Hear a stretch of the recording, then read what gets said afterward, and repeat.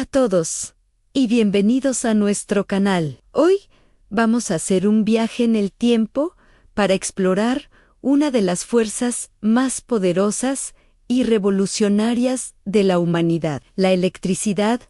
Piensen por un momento en todo lo que nos rodea: el teléfono en su mano, la luz sobre su cabeza, el internet que nos conecta. Todo funciona gracias a ella. Pero ¿alguna vez se han preguntado cómo llegamos hasta aquí? ¿Quiénes fueron los pioneros que desentrañaron sus misterios? La historia de la electricidad no es solo ciencia, es una saga llena de curiosidad, ingenio, rivalidades épicas y descubrimientos que cambiaron el mundo para siempre. Así que pónganse cómodos, porque vamos a descubrir cómo pasamos de frotar una simple piedra de ámbar a iluminar el planeta entero. Todo comienza en la antigua Grecia, hace más de 2500 años. Alrededor del año 600 a.C., un filósofo llamado Tales de Mileto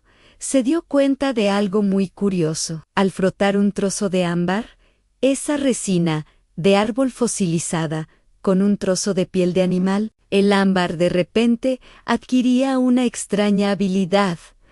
Podía atraer objetos ligeros como plumas o trozos de paja. Tales no entendía qué estaba pasando, pero fue el primero en documentar este fenómeno, que hoy conocemos como electricidad estática. De hecho, la palabra electricidad viene del griego electrón, que significa ámbar. Durante siglos, este extraño poder del ámbar fue poco más que una curiosidad de salón, un truco mágico sin explicación. Avancemos rápidamente, más de 2000 años, hasta el siglo XVII. La curiosidad científica estaba en pleno auge. Un médico y físico inglés llamado William Gilbert decidió tomarse en serio el fenómeno del ámbar. En el año 1600 publicó un libro revolucionario donde no solo estudiaba el ámbar,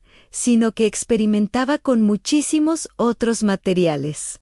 Gilbert fue el primero en clasificar las sustancias en eléctricas, aquellas que se comportaban como el ámbar al ser frotadas, y no eléctricas. Él acuñó el término eléctricas y demostró que este poder no era exclusivo del ámbar. Unas décadas más tarde, en 1660, el alemán Otto von Guericke llevó las cosas a otro nivel. Construyó la primera máquina electrostática, una gran esfera de azufre montada sobre un eje que podía girar. Al frotarla con la mano mientras giraba, la esfera generaba una carga estática impresionante, capaz de producir chispas visibles. Por primera vez, los humanos podían generar electricidad a voluntad, aunque todavía no sabían qué hacer con ella. El siglo XVIII fue la edad de oro de la experimentación eléctrica. Los científicos de toda Europa estaban fascinados con estas chispas y atracciones misteriosas. Y aquí entra en escena una figura que todos conocemos, a Benjamin Franklin. En 1752, Franklin llevó a cabo su legendario y peligrosísimo experimento de la cometa. Voló una cometa con una llave metálica atada al hilo durante una tormenta eléctrica. Cuando el hilo húmedo se cargó con la electricidad de las nubes, Franklin pudo extraer chispas de la llave, demostrando de una vez por todas que los rayos no eran un castigo divino, sino una forma gigantesca de electricidad. Además de este acto heroico, Franklin propuso la idea de que la electricidad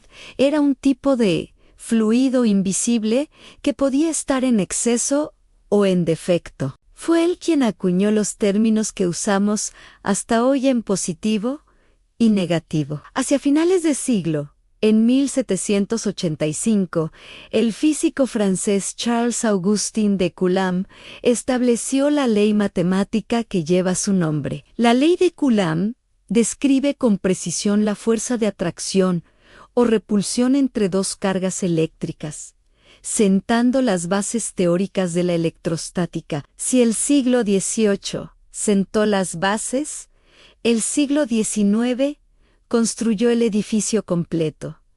El año 1800 marca un punto de inflexión. El italiano Alessandro Volta inventó la pila voltaica. A diferencia de las máquinas que generaban chispas momentáneas, la pila de Volta era la primera batería del mundo, capaz de producir un flujo constante y controlado de electricidad, una corriente eléctrica.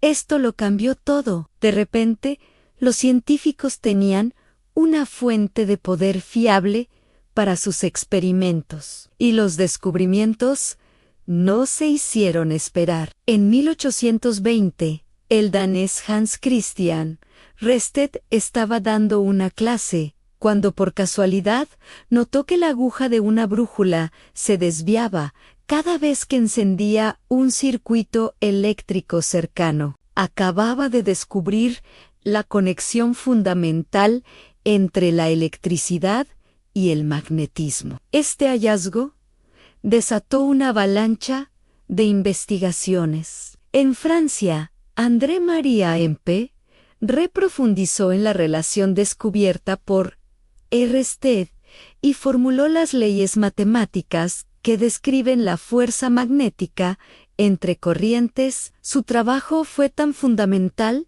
que la unidad de medida de la corriente eléctrica, el amperio, lleva su nombre. Mientras tanto, en Alemania, Georg Ohm estudiaba cómo fluía la corriente a través de diferentes materiales. En 1827 formuló la famosa ley de Ohm que relaciona el voltaje, la corriente y la resistencia en un circuito. Esta simple pero poderosa ecuación es la piedra angular de toda la ingeniería eléctrica moderna. Pero la verdadera revolución electromagnética llegó en 1831 de la mano de Michael Faraday, un genio autodidacta. Faraday se preguntó: ¿si la electricidad puede crear magnetismo? ¿Puede el magnetismo crear electricidad? Tras innumerables experimentos, descubrió la inducción electromagnética. Al mover un imán dentro de una bobina de alambre, se generaba una corriente eléctrica. Este es el principio detrás de todos los generadores y transformadores eléctricos que usamos hoy. Faraday, con su increíble intuición física, nos dio la llave para generar electricidad a gran escala. La segunda mitad del siglo XIX fue testigo de la unificación teórica y la aplicación práctica de todos estos descubrimientos. En 1864, el físico escocés James Clerk Maxwell logró una de las hazañas más grandes de la historia de la ciencia. Tomó todo el conocimiento sobre electricidad y magnetismo de Faraday, Re y otros, y lo unificó en un elegante conjunto de 4 ecuaciones. Las ecuaciones de Maxwell no solo describían perfectamente todos los fenómenos electromagnéticos conocidos, sino que predecían algo asombroso en la existencia de ondas electromagnéticas que viajaban a la velocidad de la luz. Maxwell demostró que la luz misma es una onda electromagnética y abrió la puerta a la invención de la radio, el radar y las telecomunicaciones. Y mientras la teoría alcanzaba su cumbre, un inventor estadounidense estaba a punto de llevar la electricidad a cada hogar. Thomas Edison, un empresario y genio práctico, se propuso el reto de reemplazar la iluminación de gas. En 1879, tras probar miles de materiales, perfeccionó la bombilla incandescente con un filamento de bambú carbonizado